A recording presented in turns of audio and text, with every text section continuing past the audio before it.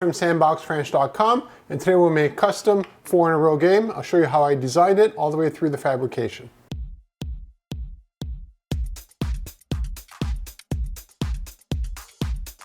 I actually designed a 4-in-a-row game maybe about 15 years ago as my other sort of life, how I learned all of this stuff through CNCKing.com. And now my son is 2.5 years old, and I started introducing him. He knows all his colors and shapes. And now it's time to introduce to him some simple games that we could sort of play together. The first one I thought about was actually a 4-in-a-row game. But the issue with the original design I made all those years ago was that it had lots of, it was very fragile, especially for a 2.5-year-old. And it also had something at the bottom here that you would pull to make all the little chips fall out.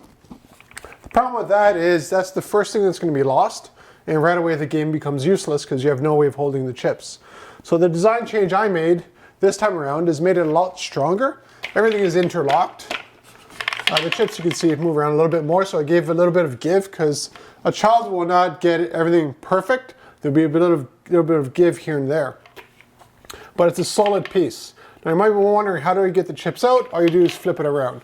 So the simple construction of it is to make it very solid and very strong so my son can't break it, or if he does, it's easy enough for me to fix up because there's nothing that's going to be loose, there's nothing that comes out, there's nothing that he can hurt himself with either. I actually designed a ton of these kind of projects. You can actually see them still on CNCKing.com. I basically have that site just to show people what I did in the past. And this is how I learned how to do CNCs. I learned how to design everything for the CNC first before I actually knew they existed. And once I knew they existed, well, then I was able to verify my designs and create them from there. As you can see here, the build process is very similar, but it's different, just to make sure I have a solid design for my child so he doesn't get hurt, or I don't hurt him accidentally by tipping it over and so forth. So it's very strong, very redundant, and it's exactly the kind of game that I would give to my son, and I'll be playing with him with it. Now I have a lot of different machinery here in the shop, and I could have literally made this 4-in-a-row game out of literally anything. The first option was always wood for me, just for something like this here. And the reason for that is it's very cost effective. It laser cuts really, really well. And it's very easy to fix and glue together and bond. Let's say I plasma cut this thing out of, let's say, stainless steel. They don't have sharp edges everywhere. So it'd essentially be a knife that I'd be playing with my kid, so it's not a good idea. And the other option, the other problem with that as well, it would have to be welded together instead of just simple glue. Now the other option is to use the router, and I didn't use the router for this, although I could have technically. This is the fine size, but I actually want to do another design of this specifically for the router. And the reason for that is because I want to make a much bigger one, with huge chips that he could put into there when we play the game. So we'll start off with the little one, we'll see how it goes, and then we'll move up to the bigger one that I plan on making. And that one will have something at the bottom because it'll be so much larger, so we'll have something that comes out to make all the chips fall out. But for now, to teach him the game, this is more than what he necessarily needs. Although I've done a lot of laser cutting here in the shop, it's been a while since I actually laser cut one of my own designs that are this sort of complicated, I guess, so to speak. Most of the stuff that I do here in the shop is relatively simple by comparison. So, it's been a while, so I was expecting to have some issues when I designed this in the real world, because everything fits virtually. Now you want to see if it fits, in the real world. And I didn't have any problems, so it kind of worked out really, really well. Now this design here, because of all of the interlocking parts, that's where the strength comes. You can use nails, you can use screws, you can use a lot of different sort of hardware to achieve a goal. But if you can make a piece of wood interlock with itself, and not use any of that, you have a very strong design. Now you might be wondering, well, you can't really build much using that, and actually you're wrong. Japan, for instance, has huge buildings built without a screw or a nail or anything. A lot of temples are built that way too. There's a lot of ways of designing stuff other than just using, screws and nails. Now here I'm making the MDF pieces and I'm cutting them out. So the MDF is nice because it paints really, really well, so it provides really good contrast. Plywood is a little bit more challenging to paint because it doesn't like paint just as much. There's actually two different kinds of wood that I used for this. This is birch plywood, and it looks totally fine. Again, this is my prototype and it came out fine, so that's what we're going to use. So it got, it has a little bit of burning and, paint that sort of fell through and that kind of stuff.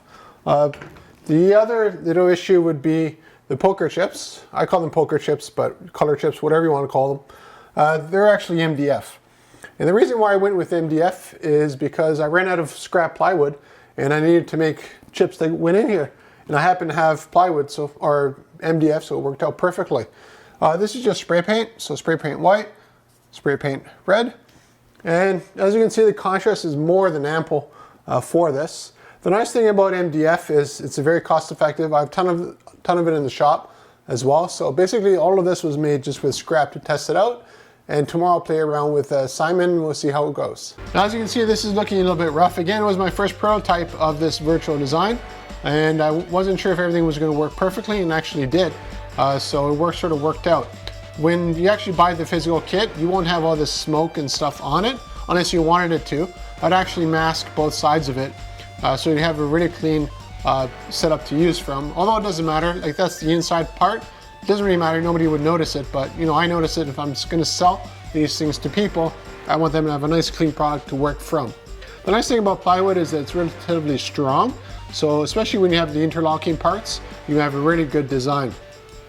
One of the things that I always keep in mind with plywood is that it does want to warp over time.